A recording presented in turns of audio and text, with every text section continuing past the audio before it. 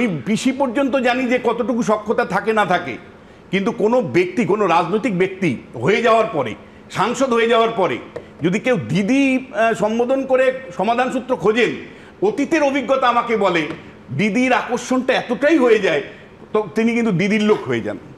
যেমন করে কেউ প্রশ্ন তুললেন যে বাত্য বসু কি মমতা বন্দ্যোপাধ্যায় স্যাংশনে কথা বললেন, আমি মনে করি বলেছেন। মমতা বন্দ্যোপাধ্যায় স্যাংশন না থাকলে বাত্যর হিম্মত নেই কথা বলা। কিন্তু অভিজিৎ বাবু কি বিজেপির অনুমোদন নিয়ে কথা বলেছেন?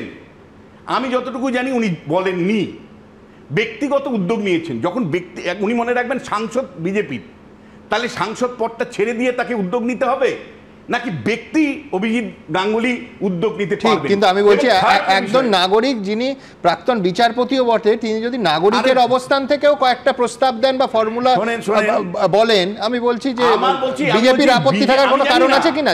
আমি জানি না, কিন্তু বিজেপির আপত্তি করার কোনো কারণ আছে কি?